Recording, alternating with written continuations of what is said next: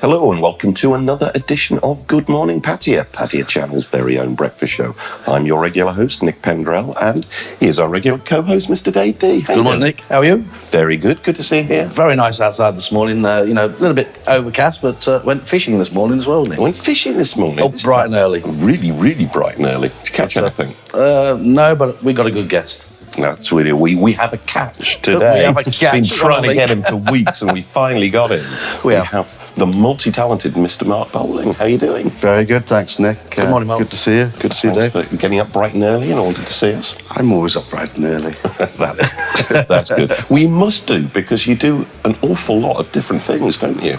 I seem to have my hands full at the moment, with various different things I've been tasked to do. So one of the most recent things that you've been doing is, I believe, British Chamber of Commerce in Thailand. You are the chairman of the Eastern Seaboard Group? Yes, that's correct. I was kind of roped into it, really, but I don't mind doing it, getting my hands dirty and trying to increase business for British companies in Thailand and assist where needed. So tell us and our viewers, what is the British Chamber of Commerce in Thailand? What does it do? British Chamber of Commerce in Thailand, the head office is actually in Bangkok, but we also have the Eastern Seaboard Group to look after all the manufacturing facilities in the Eastern Seaboard area. As I'm sure you're aware, there's a lot of automotive manufacturing. Anybody new coming into the area seeking assistance turns to us and we can guide them. Various aspects. We provide seminars on the political situation, economics, living and working in Thailand, and a lot of other things such as accounting and legal issues as well. Sorry, is this for sort of new people that are coming to Thailand, Mark? I mean, is it for existing people that are living here, or when you say you sort of guide them where they've got to go? Of course, this would be new companies who want to come into Thailand. Yeah, well, there's a lot of that, but plus we also have monthly networking events as well, held usually at the top-class hotels in Pattaya and in Bangkok also, where people get to network and mix and create new business contacts as well. It's pretty interesting because it's like a sort of point of sort of like you say, you're having the seminars and you're all meeting. It's a good contact for everybody. It sort of gets to know everybody and sort of sometimes they feel lost. So you're sort of the in-betweener that sort of helps out, yeah? Absolutely, yes. I mean, when new members join as well, we send out mail-outs to existing members to inform them that there's a new member offering a specific service, to try and generate business amongst that community as well. Absolutely. And also to Thai suppliers as well, if any Thai suppliers want to do business with the British network. And vice versa. Good to have, Nick, yeah? Absolutely. Is it, you mentioned that it's for the industrial concerns sort of in there, but do you have to have a factory of 5,000 people in order to become a member? No, not at all. Any nationality is also welcomed, by the way, so you don't have to be British. I looked at the demographic of the members on Eastern Seaboard and it was pretty split four ways between manufacturing, hospitality, real estate, and also service providers, such as lawyers, accountants, that sort of thing as well. So it's quite a good mix at the moment, but as I say, any nationality is welcome to join. We've also addressed our fee setup on the Eastern Seaboard because we don't quite have as many events here as they do in Bangkok. Yeah, sure. So there's a one-time joining fee, which was reduced from 5,000 baht to 2,000. And the annual fee has come down from 20,000 to 15,000. Okay.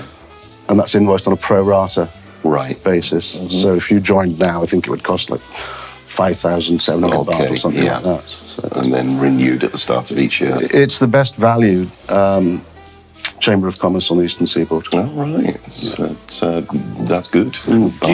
Bargain membership. Sorry, Mark, do you take on all the information that you get from like all the different members that you have, and find out different information from them and sort of keep that on a database? So, for example, like if somebody asked you a question in the future, we're going to build a factory or we want to build a factory, where would you recommend, where would you think is better for us? Do you do that kind of thing? We do, and also with my other cap on, my business in real estate, it comes in very handy as well. Absolutely. There's a member's handbook, which is a bit like a phone book, basically. you can look through all the different services. It's a bit like Yellow Pages, Right. basically. Yeah. So it's good to scratch each other's backs as well if you're definitely. in the British community. Definitely, and birds of a feather like to flock together. Exactly. And so no language barriers. No. Plus the fact that the website is a good resource as well for any information relating to doing business in Thailand, and also for finding contacts through that way. You simply type into the search engine what you're looking for and details. I never think you can have too much information like that. I mean, I think it's always good that the information is there, and even if there's more than you need there, it's always a good thing, because a lot of people do get scared, or they're scared to put their foot in the water. And I think if they can talk to other people that are sort of doing it already, it just gives them that reassurance, doesn't it? Yeah. Absolutely, I agree totally. Yeah. On a bigger scale, British Chamber of Commerce, does it receive any British government support? Because I imagine this is very handy for the British economy. Yes, of course, it's affiliated to the UKTI, which is the UK Trade Industry Department, working very closely with bringing UK investment into Thailand. Right, and So it's affiliated with that organisation. yeah.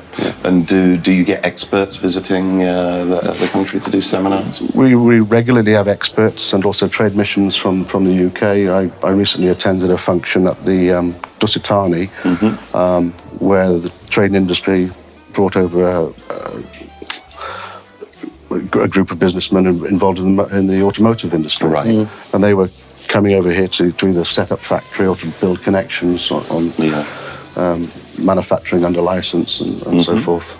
Yeah. And you mentioned you have some business mixers. Is these just for the British Chamber of Commerce, or? Well, I believe all the other chambers are the same. It's a pretty spread demographic of members. Yeah. The last function, in fact, was a joint chambers function, which was Australian chamber, American, South African, and German.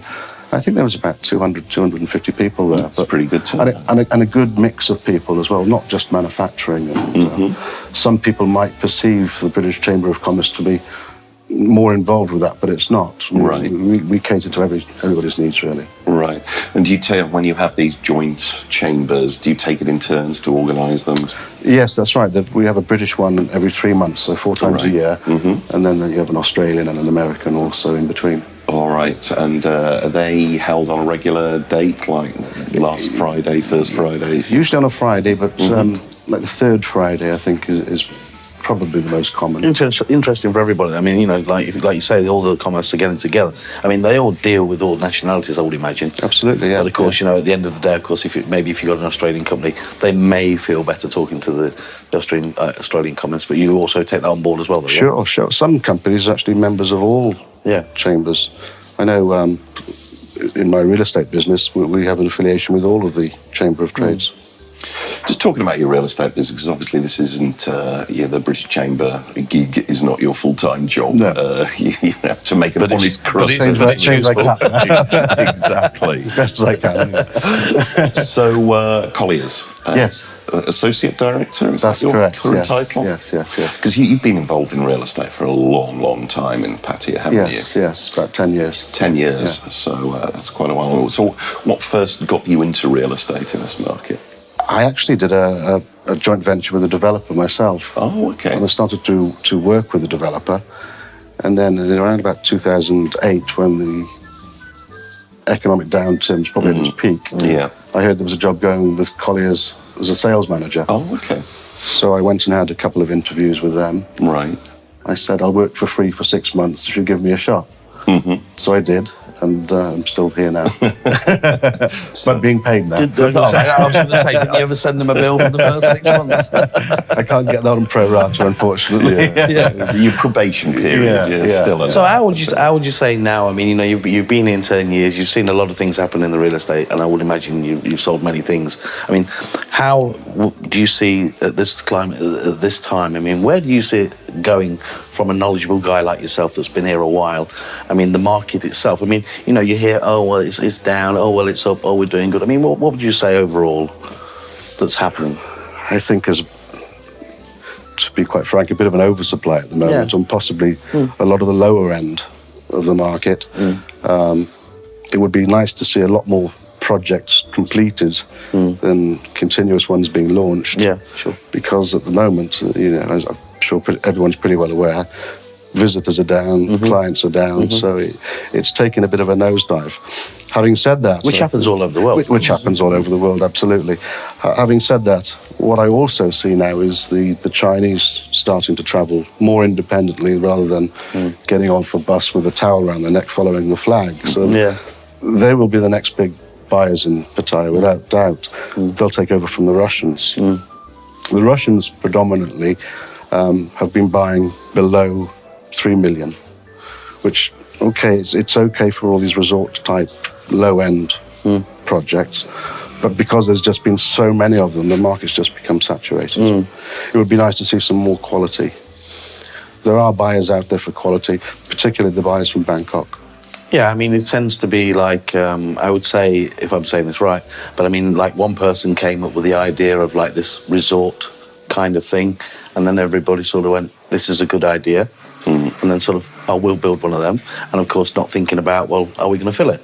Yeah. And like you say, I mean, it'll probably stop now, or somewhere around here it will stop. But the thing that it does lack, and we have spoken on different programmes about this, Nick, is that, it does lack some high-end, nice, where they can come in and it is their home. I mean, the ones like the condos, like the low-end millions, 2 millions, 3 millions, they're good for a holiday home. Exactly. They're not something that I would say I would live in permanently. No, and probably quite difficult to rent as well, because with there being so many of them, all furnished identically. Yeah, sure. What makes yours any different from your next door neighbours? Yeah, absolutely. And you can't live in a 20. But at the same time, box, of course, Mark, if the person is travelling and wants somewhere just to come over and stay for a holiday, it's perfect. Perfect, absolutely.